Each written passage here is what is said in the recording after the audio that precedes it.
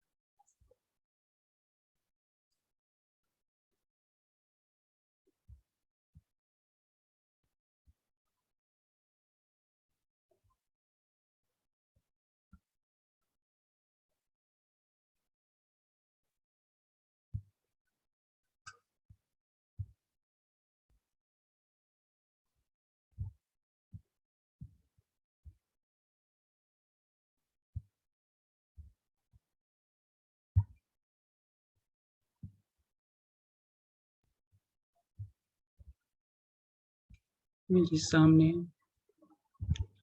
सतगुरु महाराज का स्वरूप प्रकट हो गया है।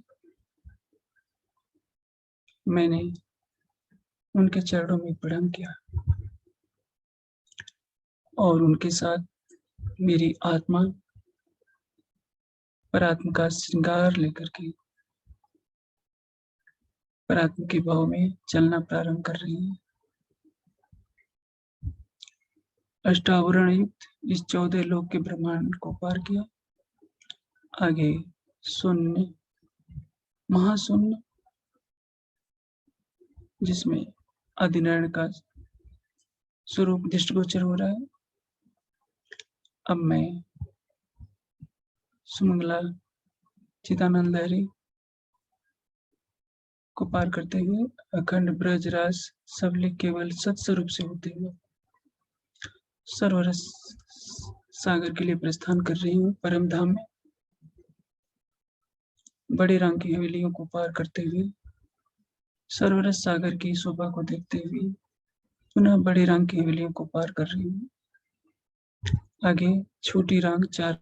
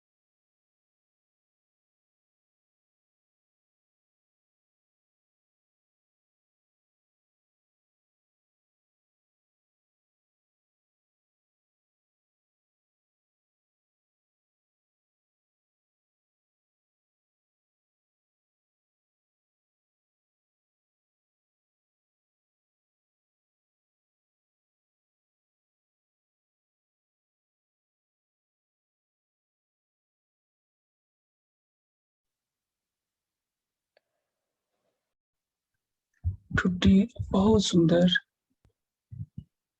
कानों में जगमगाते हुए कर्णफूल, गले की शोभा अत्यधिक मनमोहक।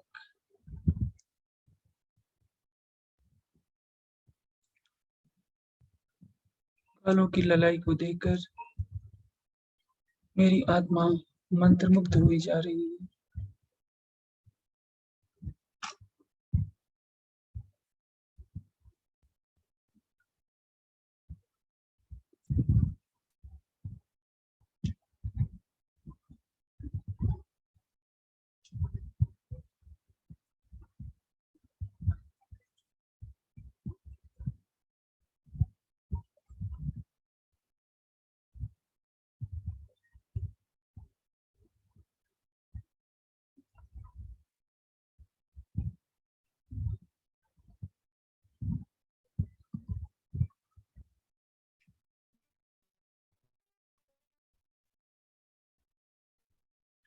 अब मेरी दृष्टि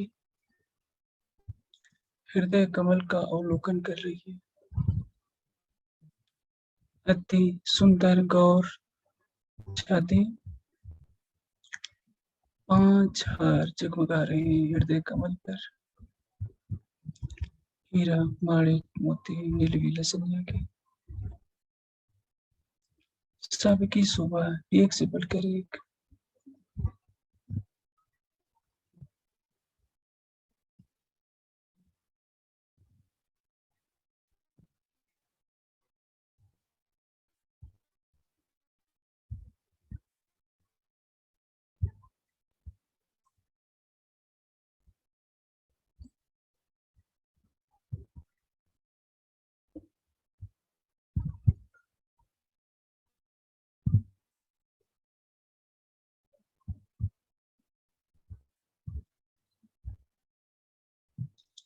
राज्य ने जो सिर पर पाग बांध रखी है, सिंदूरिया रंग की, उसमें तरह तरह के नग जगड़े हुए हैं।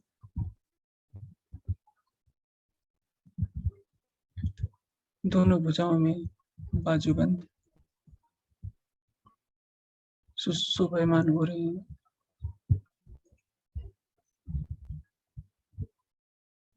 कलाइयों में पहुंची, अंगुलियों में मुंदरियां दृष्टिगोचर हो रही हैं। बहुत कोमल और पतली अंगुलियां हथेली कमल के फूल की पंखुड़ी को भी लज्जित कर रही है। लालिमा से भरपूर उसकी कोमल पतली लेखाएं जगमगा रही है। नाखून ऐसे दिख रहे हैं जैसे लगता है गुलाबी आभा लिए हुए एक एक नाखून में करोड़ों सूरज समा गए।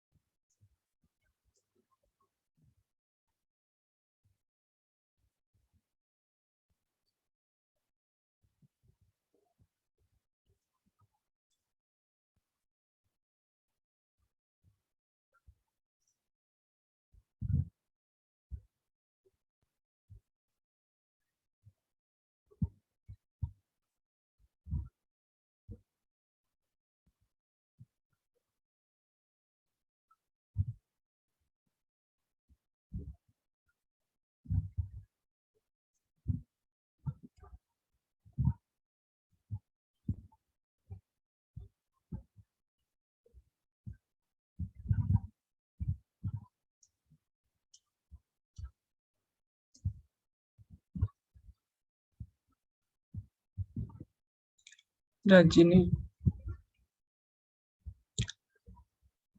श्वेत रंग का ऐसा बागा धारण किया है जिसकी उज्ज्वलता के सामने दूध भी नतमस्तक हो जाए। ऐसा लगता है कि उसके हर धागे में नग जड़े। कमर में नीले पीले रंग का पटका बंधा है, कंधे पर आसमानी रंग की पिछोरी और नीचे केसरिया रंग का चूड़ीदार पजामा नुमा वस्त्र धारण कर रखा है। इस केसरिया रंग की चार के हर धागे में अलग अलग प्रकार के रंग दृष्टिगोचर हो रहे हैं।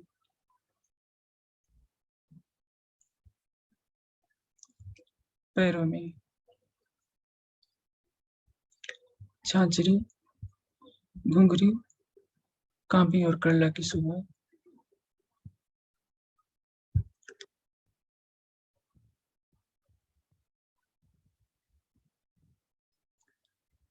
पैरों की पैरों की एड़ियां, तलाई बहुत ही कोमल है।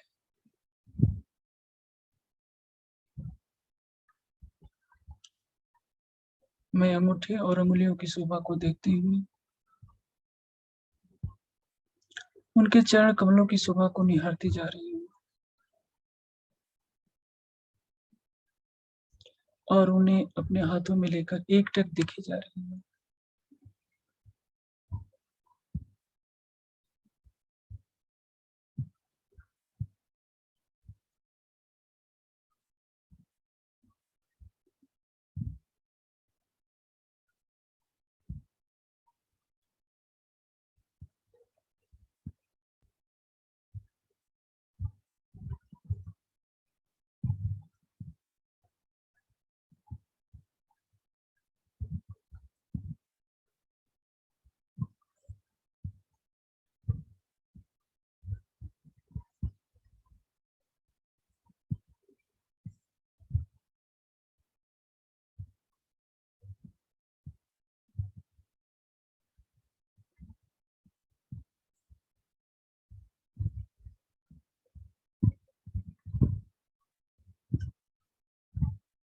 अब मैं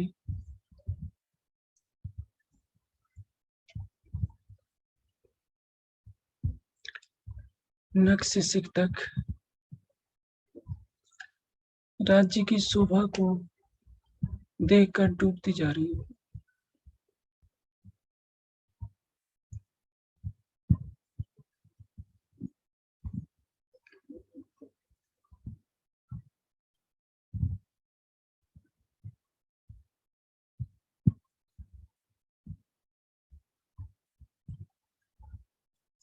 अब मेरी नजर अपने दाईं तरफ और राज्य के बाईं तरफ विराजमान श्यामा जी के मुखार बिंद की तरफ पड़ रही है।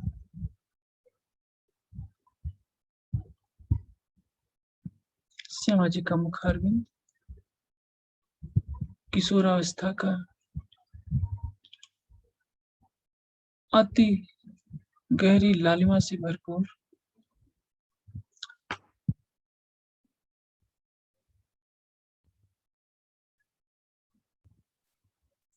सिंदूरिया रंग की साड़ी सिर के बालों के ऊपर आई है, जिस पर राखड़ी की शोभा है। कानों में पानड़ी और नासिका में लाल मानिक से जुड़ा हुआ अति सुंदर आभूषण शोभायमान हो रहा है। श्यामा जी के नेत्र प्रेम और आनंद के सागर उड़ेल रहे हैं। मैं उनके नेत्रों पतले पतले गहरी लालिमा वाले होठों और अनार के दानों के समान जगमगाते हुए दांतों से युक्त मुख को बार बार देखे जा रही हूँ।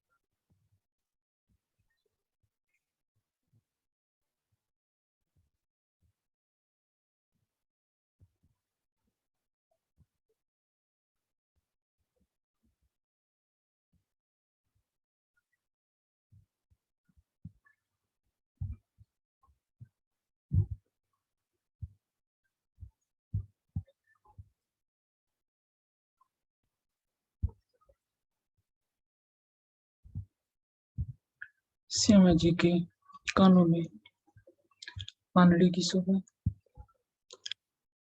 उनकी चोटी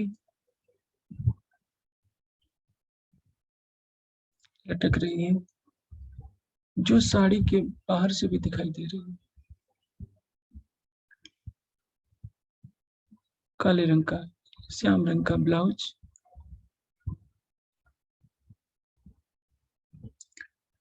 हरे रंग का पेटीकोट और सिंदूरिया रंग की साड़ी में न जाने कितने रंगों के नग जड़े हैं। एक एक रंग नग से अनंत रंगों की किरणें झलक रही हैं। ऐसा लग रहा है कि ये कोई वस्त्र आभूषण नहीं, केवल प्रकाश ही प्रकाश का पुंज दृष्टिगोचर हो रहा है, जिसकी हर किरण से अनंत रंगों की आभा छूट रही है।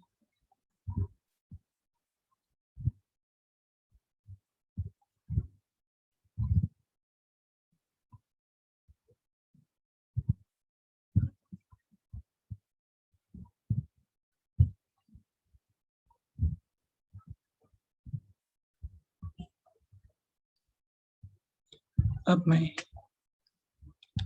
श्यामा जी के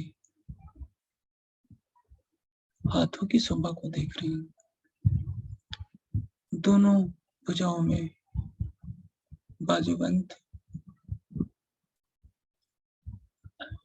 पहुंची नौघरी नवचूड़, कलाइयों में, अंगुलियों में अति सुंदर मुद्रिकाएं,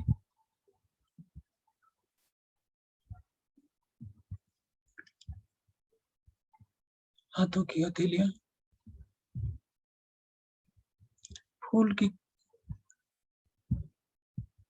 कोमलता से भी अति कोमल, करोड़ों गुना कोमल, लालिमा से भरपूर, पतली अंगुलियां, हथेली, कलाई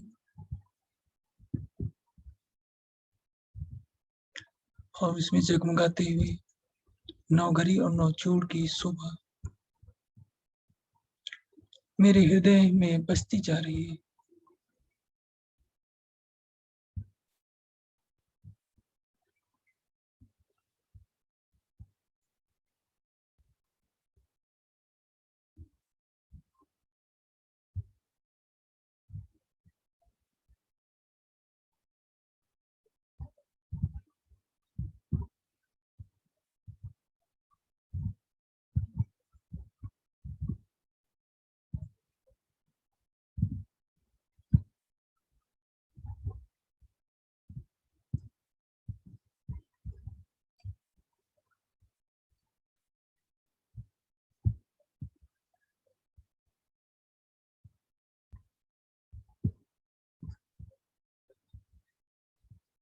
श्यामा जी के वक्षस्थल पर 7 हार जगमगा रहे हैं।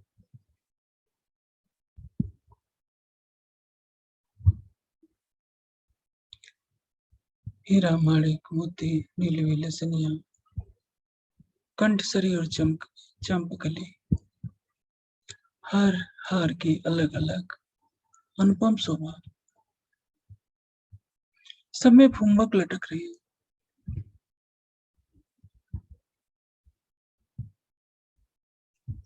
अलग अलग प्रकार के नग इन फुमकों में जड़े हुए हैं। मैं इस अनुपम शोभा को देखे जा रही हूँ। श्यामा जी का मुस्कुराता हुआ मुख मेरे धाम हृदय में अखंड होता जा रहा है।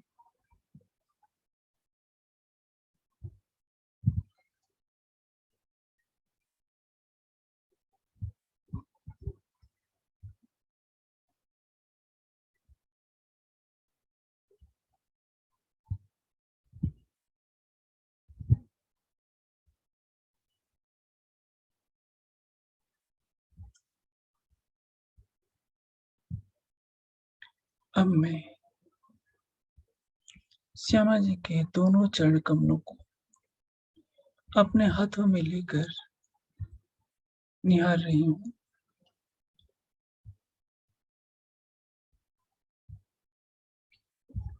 कितने कोमल, ये चरण कमल,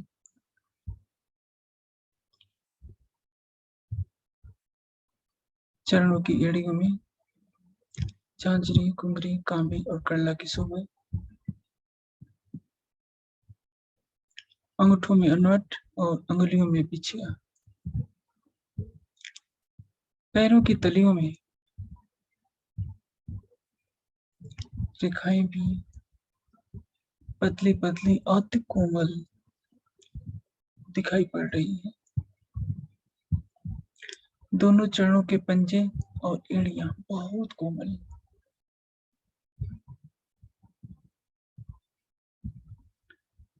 मैं इन दोनों चरणों को एकटक देखे जा रही हूँ।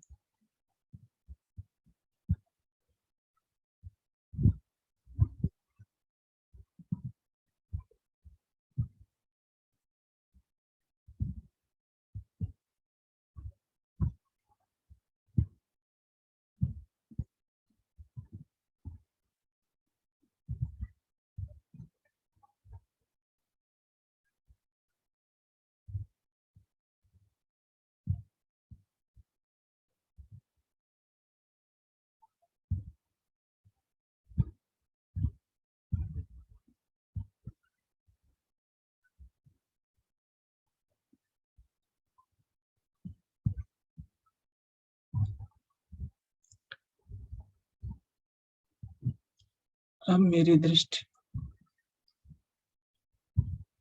सिंहासन पर विराजमान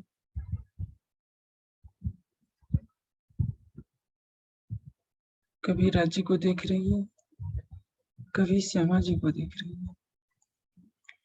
6 डाणे 6 पायों पर अति सुंदर सिंहासन, प्रत्येक डाणे में 10-10 रंग के जवाहरात जड़े हुए हैं। 6 डाणों पर 6 कलश, 2 कलश 2 छतरियों के ऊपर, कुल 8। युगल स्वरूप के ऊपर अति सुंदर छतरी आई है जवाहरातों की, जिसकी सुंदर झालर लटक रही है। लाल माणिक का फूल उसमें दृष्टिगोचर हो रहा है। 2 गादी है, 5 तकिए हैं, 2 पीछे और 3 आगे।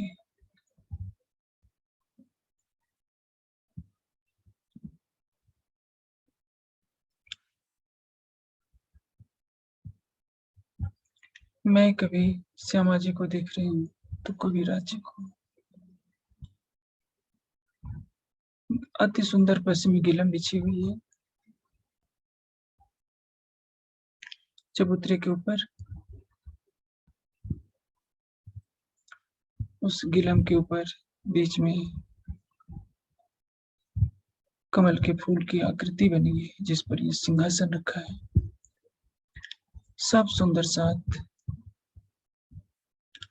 आपस में इस प्रकार सट सट कर बैठे हैं कि कहीं भी अंगली घुसने की जगह नहीं है। मुझे अपनी बारात में भी उन्हीं में दिख रही है। लग रहा है कि मैं भी उनके बीच में बैठी हूँ और एक टक अपने प्राण वल्लभ युगल स्वरूप को देखे जा रहे।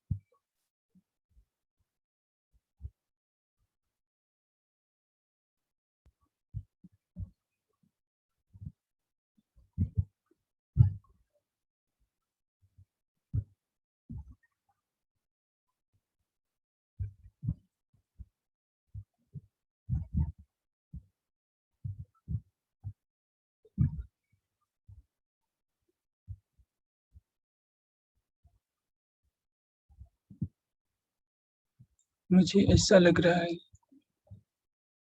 कि जैसा मेरा श्रृंगार है वैसा ही सब सुंदर साथ का, और वैसा ही श्यामा जी का। मुझे लगता है कि मेरे दिल में युगल स्वरूप है, सब सुंदर साथ है, और सबके दिल में मैं हूँ। यहाँ तक कि चबूतरे पर जो कुछ दिखाई दे रहा है, चंदवा अति सुंदर जिसमें झालर लटक रही है, थम अति सुंदर पश्चिमी गिलम जिसकी कोमलता का वर्णन नहीं हो सकता, थंबों से लगते हुए तकिए सभी आत्मा रूप में राज्य को रिझा रहे हैं। युगल स्वरूप के मुखारविंद से इतनी लालिमा निकल रही है कि यह स्वर्णमय सिंहासन भी उसी रंग में रंग गया। ऐसा लगता है कि हर कण युगल स्वरूप को छिपाए बैठा है और उनको अपना सर्वस्व मानकर उन्हें रिझा रहा है। मेरी नजर युगल स्वरूप में इतनी लग चुकी है कि हटने का नाम नहीं ले रही।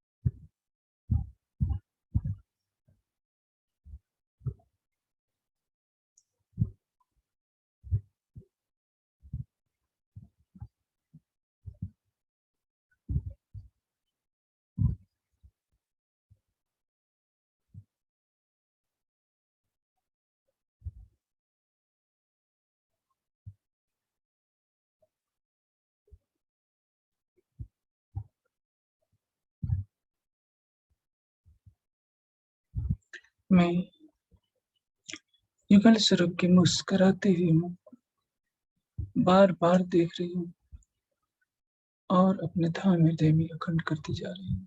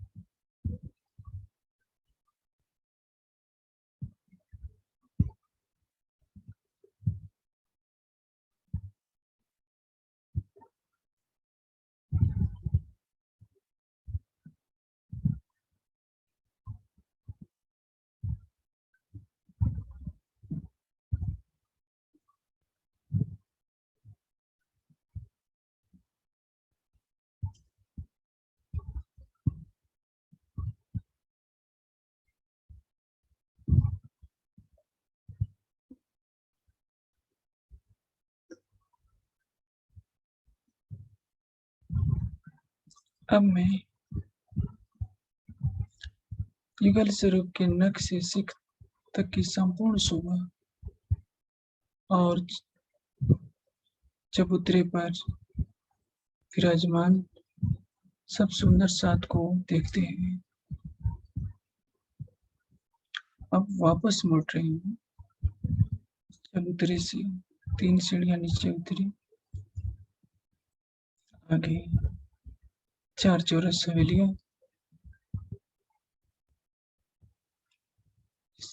गोल हवेली को पार करने के बाद 4 चौरस हवेलियां दिखाई पड़ रही है। उनको पार किया, 28 स्तंभ का चौक, मुख्य द्वार, दाएं बाएं चबूतरों की शोभा को देखती हुई सीढ़ियों से नीचे उतर रही हूँ। 100 सीढ़ियां नीचे उतरी, चांदनी चौक, सीधे अमृत वन से होते हुए मैं पाट घाट आई।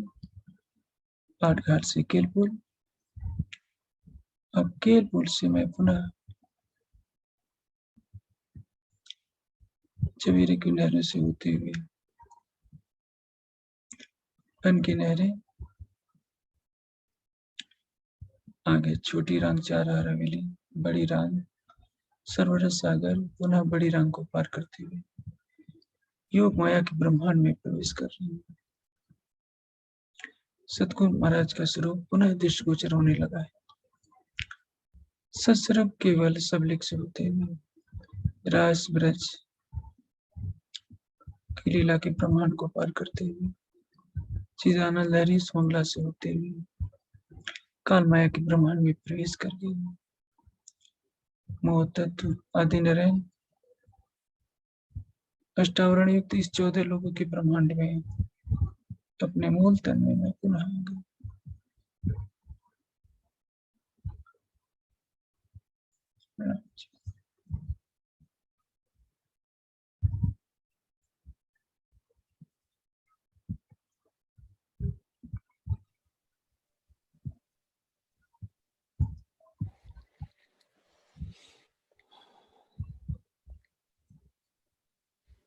प्रणाम जी स्वामी जी।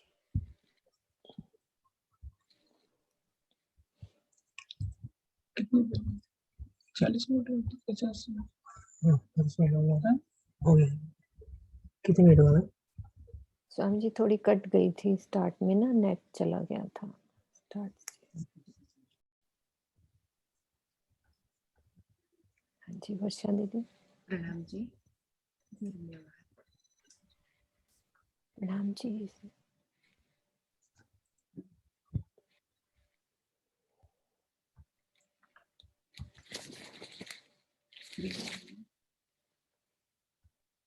चरण सिंह एक सेकंड।